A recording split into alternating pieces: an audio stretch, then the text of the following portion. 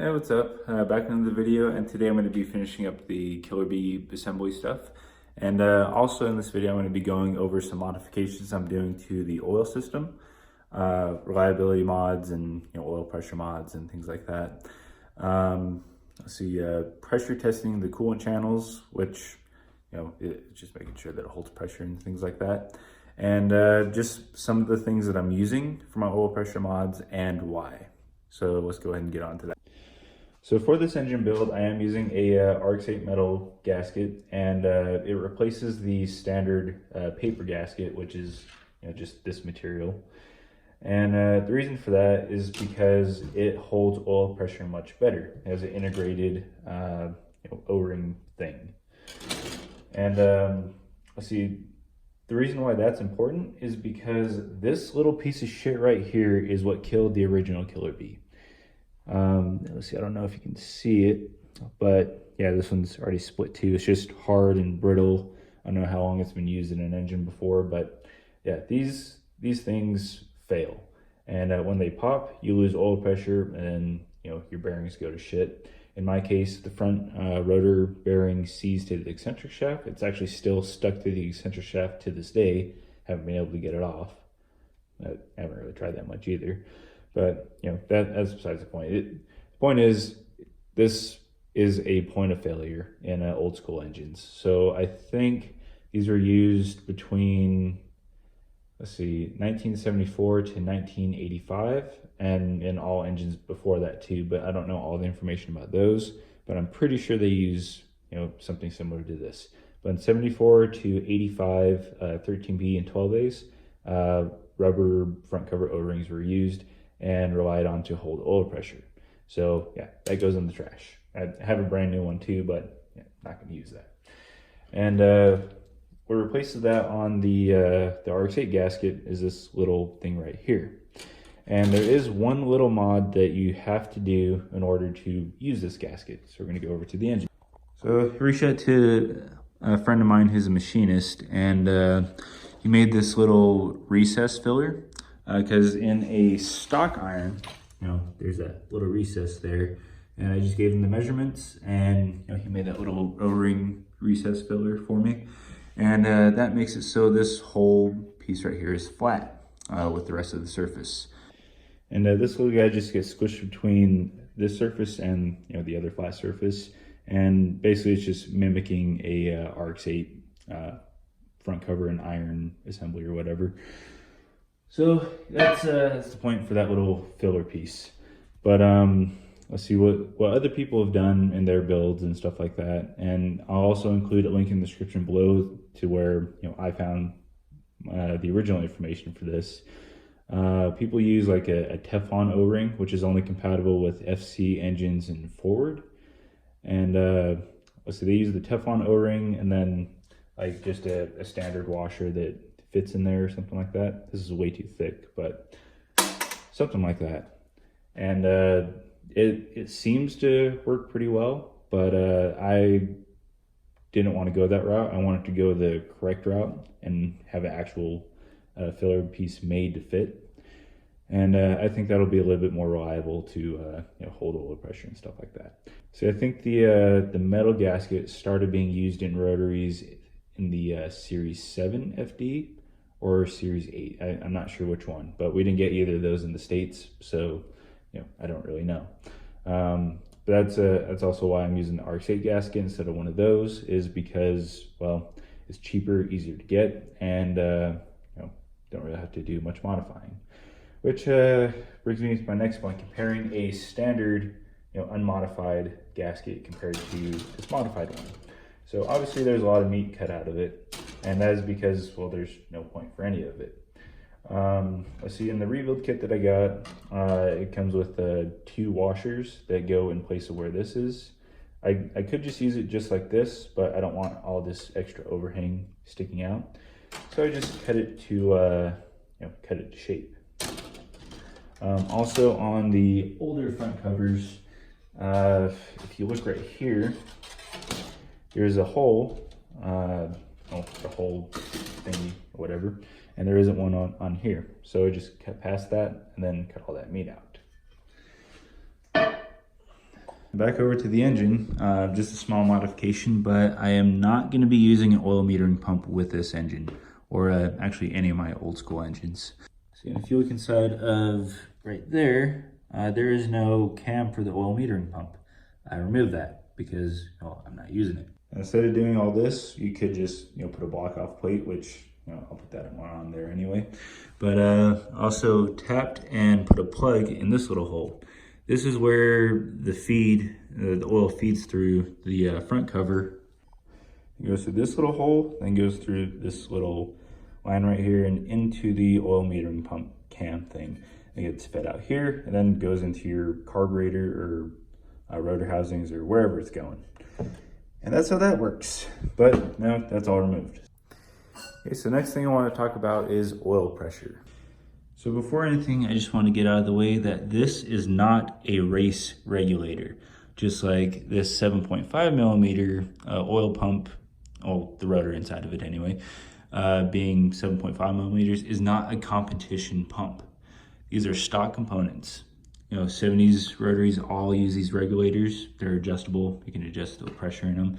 And the bigger rotor for these oil pumps is standard equipment. They're found in, I think, all R and R5 cast engines, meaning the plates and whatever, or engines with those, or most of them anyway, came with mine. And also the GSL SE has this this pump also. Let's see, I think after the introduction of the RX-7, they stopped using these and they just used a non-adjustable one. But anyway, let's see, the way I adjusted this, I'm aiming for about 95 to 100 PSI plus, whatever it gets me. And you should be seeing a picture now, but I used 3 hardened washers to shim it, and they're all 1/8 inch. And the front regulator is integrated into the front cover. So inside of here, there should be it's missing the piston. Oh, I gotta find that. Oof. Anyway, there's a little piston inside of there. And let's see, inside of that goes a spring. Now this is a Series 6 FD spring. I was recommended to use this along with 1/8 shim. Just this little guy right here. And let's see, I was told that should get me around 95 to 100 PSI, which is what I'm aiming for. So that's what I'm doing for oil pressure. And also because of that, because it's raised from stock, that's why another reason I wanted to use the RX-8 metal front cover gasket, because, well, it holds up to, I think some people run as much as like 130 to 150 PSI in modified applications. The Series 2 RX-8 is rated at 115 PSI stock. So yeah, if it can hold that, it should hold this just fine. So that's why I'm using that. Now before we move on to front stack assembly and coolant seal pressure testing and stuff like that, I want to go over the thermal pellet, which I'll be replacing with a bypass pellet. Well, actually this is called a bypass pellet too, but whatever. I'll go over that in a second. So first, let's look at difference in E-shafts. So here is a 1974 to 1985 E-shaft. It is the strongest and most durable production E-shaft for the 13B that Mazda ever made. And if you look inside here, there's nothing. It's just blocked off right there. But if you look inside of this RX-8 shaft, which applies to all 86 to 2012 E-shafts, you see a little hole in there. And that's where this comes into play, 1986 to 2012. This thermal bypass pellet was used, and its job is to plug that hole and reduce oil going through your E-shaft into your rotors and stuff like that. And the point of it is to help the engine heat up faster, from dead cold. The problem with that is it reduces oil pressure going through your E-shaft, and of course takes a hit on your bearings. That's where this comes into play. This basically reverts the newer E-shafts to the older style, where you have 100% flow 100% of the time, even when dead cold. So I want to maintain my bearings, more than I want to, warm up faster.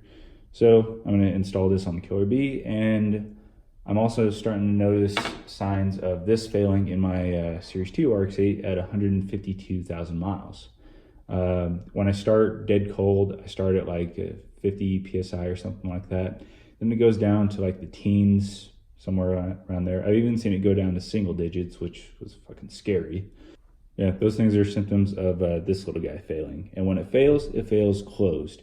When it fails closed and you drive constantly like that, then, well, you just have reduced oil pressure. When the car does fully heat up, it does finally open up, but that delay it's very concerning for the RX-8, so, or any rotary, I should say. So yeah, that needs to get changed in the RX-8, but I'm just gonna bypass this altogether from the start and not have to worry about it ever again, or whatever. Yeah. Okay, so now on to coolant seal pressure testing and front stack assembly stuff. Okay, so just based off of the the interwebs and stuff like that, it was saying that 04 to 07 was the spec I wanted to aim for, and that's what I thought this whole time. But then when I spoke with 3 very experienced shops with a lot of knowledge and experience behind them, they were saying that 02 is usually what their aim is, but I'm at 03, and because this motor isn't going to see like more than 8,000 RPM or something like that, actually with the fuel pump that's in my car, I can't actually get above 7,000 RPM without really bad breakup. But up to 8,000 to 8,500 RPM, 02 to 03 or 2,000s to 3,000s of endplay is perfectly fine. And if I were to go any higher than 8,500 or something like that, like with the Renesis rotor engine, which my aim is for 9,000 RPM, then I'd want to go for more like 4 to 5 or something like that. And the reason for that is expansion. So the higher revs you go up, the hotter the parts get, and the more metal expands. And with 2 to 3 thousandths, then you're going to run into issues with needle bearings clamping and then crushing themselves inside, and then after that your bearings will start to take a hit. Past that, you want to have a looser clearance so that when those parts heat up, they have clearance to move, and should be good from there. But yeah, 3 thousandths is perfectly fine to run for this motor for what I'm doing with it. So good to go. And I've been banging my head against the walls for like the last week over this. So, learned something new. So now that I've verified endplay, now I can move on to assembling the front stack. So the first thing you want to do is take your thrust washer, and you want to look for the beveled side. The beveled side goes down, flat side goes up. Just like that. Next, you want to put your spacer on. Let's see, the spacer that I went with is an S. It's the biggest one Mazda offers, and it's the only one that got me within spec. There goes that. And your first needle bearing, I don't believe it matters which direction these go in. I'm going to go ahead and put the smooth side down, so facing the plate. And then the next part will be your plate. I forget what exactly it's called. Bearing separator plate, something like that. And if it's new, it doesn't really matter exactly how it goes on, as long as it lines up with the notches and holes and stuff. If it's used, it's best to put it the way it came off originally. So I'm going to find this little notch that lines up with this, and we're going to go ahead and put it on like that. Now you get to put on your bolts. So I'm going to put a little bit of thread locker on. You don't necessarily need thread locker, but just for peace of mind in case it vibrates out or something. I put thread locker on the rear stat gear too. But yeah, stat gears are important, so it's better to secure them rather than not.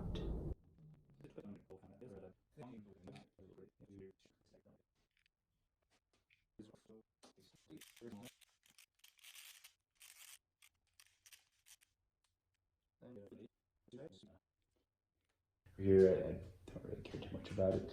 So next is the second needle bearing, or Torrington bearing, or whatever. I'm gonna put the smooth side up. And I don't think it really matters which way you put them, but you know, I'm just gonna do it that way. Next will be the counterweight. Actually, yeah, let's go and do counterweight. So counterweight will also have another thrust plate that goes inside of it. Let's see, I think they're the exact same on both sides. But if they're abused, then you want to put the side that shows obvious wear. So this is the worn side, the other side is completely smooth. And we're gonna go ahead and just drop that on there.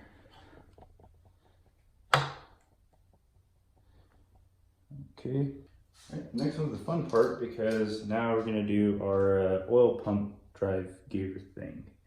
So this one, you really wanna make sure you don't fuck up, because if you don't have this keyway on here, then you know, and it falls out or something like that, and you assemble the motor the rest of the way and then run it, oil pump will spin, but only as much as friction will allow, which means it pretty much won't spin at all. And what'll happen is it won't be pumping oil through the engine. Your bearings won't be getting oil pressure because it's not pumping. So you really, really want to make sure you do not mess this up. So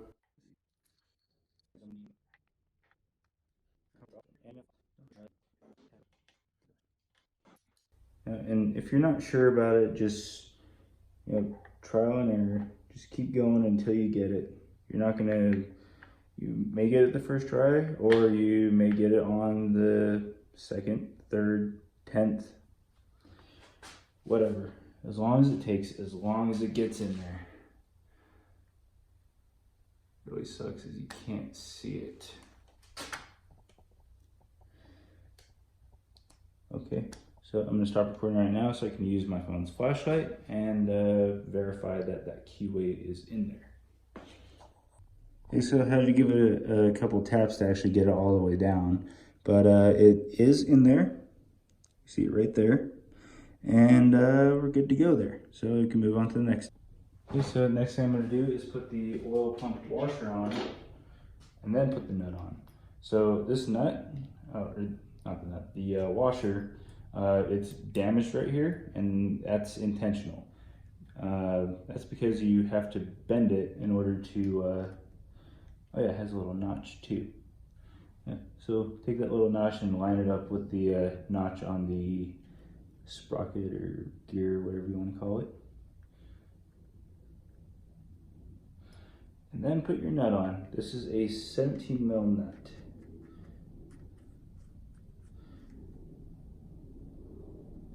Now you do not want to tighten this down until you have a keyway in there, which we can go ahead and install that now.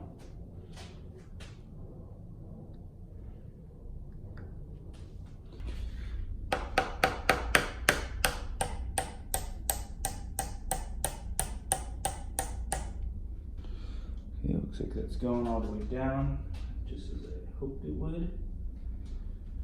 Now, a lot of people will, do it the other way, where they have this keyway in first, and then they'll wind it up like that, and it'll be really fucking hard to do to line that keyway up with the oil pump. Or they'll just have the oil pump already assembled with this on it, and just hand tight these down. You can do that too, but I'm doing it this way. Okay, so I'm just gonna go ahead and use this bolt.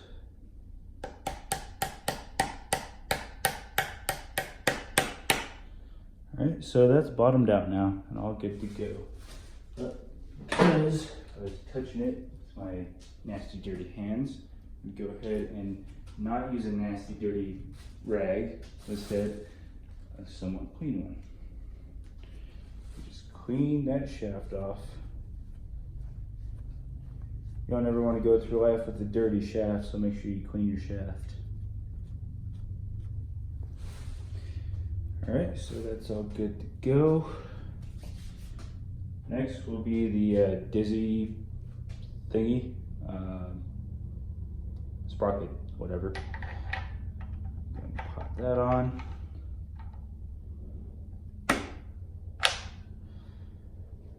All right, so that's all good to go. And of course, the last thing to put on is your thermal pellet, which, hold this out. It goes like this with the spring. So I'm gonna go ahead and pop that in there and then pop this in like this. Okay, so I'm gonna go ahead and start off with putting a light coat of a black RTV sealant just around here. I don't actually need to use this, but it's just for a little bit extra reassurance, just in case there's small microscopic cracks in these old irons and stuff like that, because these are 40 years old after all. So I'm gonna go ahead and put a little bit on my finger.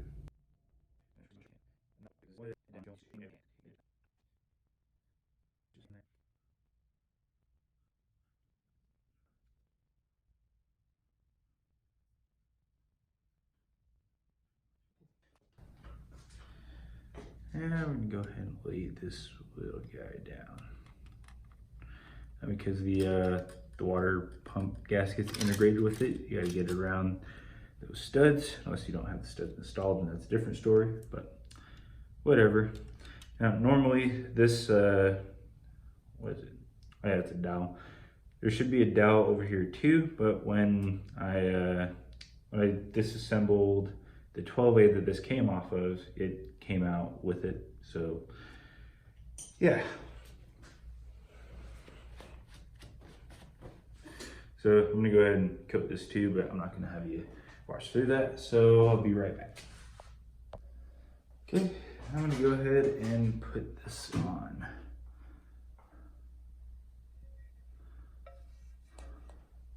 I also gotta line this up with that dowel over there.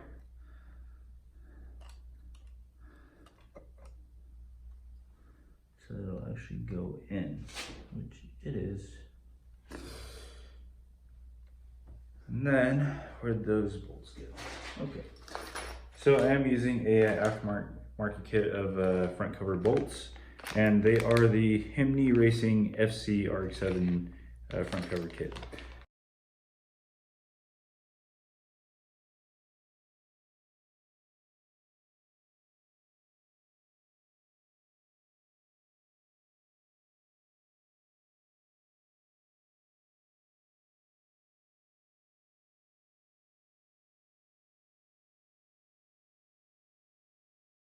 Next, I'm gonna go ahead and install Racing Beat front hub thingy, but there is no oil on that, so I'm gonna put oil on here because I can't really get my fingers between there to lube that up. But yeah, that's the next step. Oh yes, do not forget your thermal pellet bypass thing. There's also a spring that goes in there, so don't forget that either. And it goes just like this. All right, so we're gonna go ahead and do that. And so, first things first, get a little bit of standard 10W40. Just lube right on the riding surface. It doesn't have to be thick. This is actually way thicker than it really needs to be, but better thicker than to bicker. All right, next, just line this notch up with the keyway.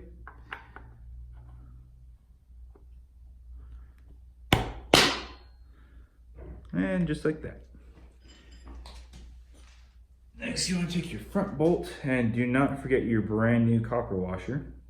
And also the little rubber O-ring that goes there. Oh yeah, there is a rubber O-ring there.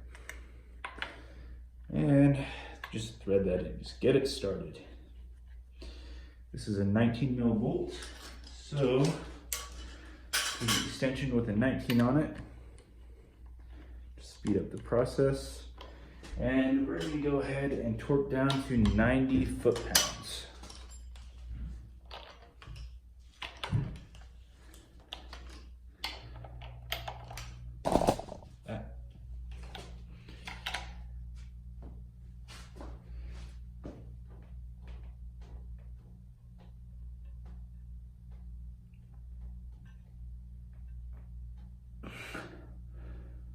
Okay, it's at 90. And I'll just go 100 for good measure. All right, that is good to go. Okay, so I'm gonna go ahead and install the front pressure regulator stuff. So I got my 1/8 inch shim in there, along with the FD spring. I was gonna put a little tiny bit of blue Loctite on there. I don't think you actually need to, but tiny little Loctite never hurt, especially if it's the blue. If it's red, then that would be a real problem. So just make sure that washer doesn't pop out or anything. I'm just gonna keep them together. Okay, just go ahead and tighten that down.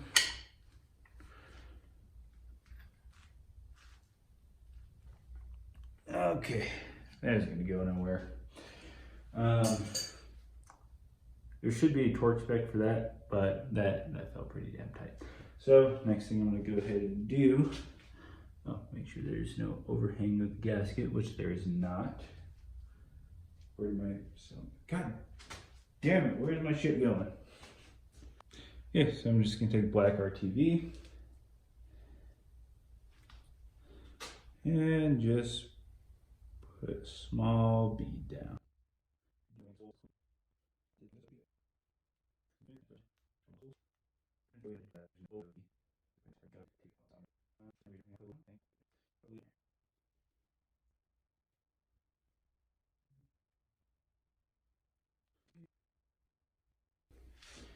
All right, next I'm gonna go ahead and put my baffle on.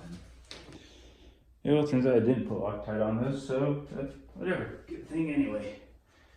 So I'm gonna go ahead and just lay that right on there. Okay, yeah, so it goes angled towards the back of the engine. So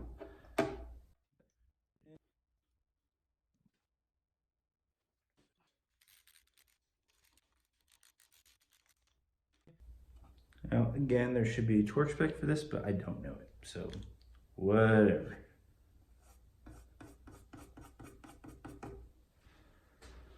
I'm gonna do the same thing again, and I'll just turn the time lapse on this time, even though I can edit it out, whatever.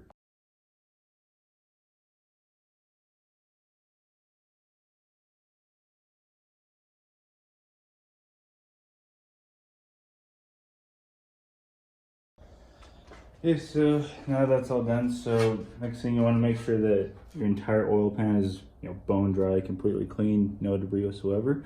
There's some debris in here, so I got to clean that out. But after that, then I'll go ahead and install that.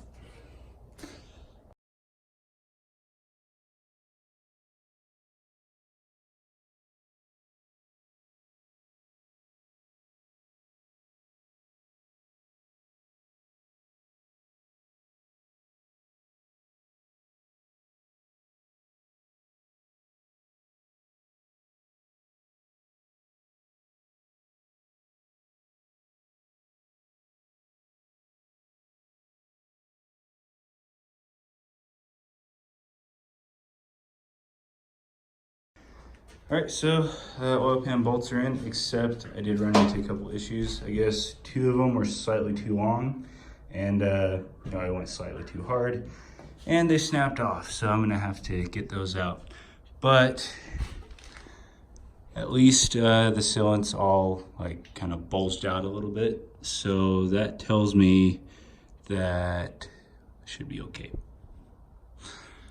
So I'm gonna let that sit for a while, but for the most part, this is pretty much complete.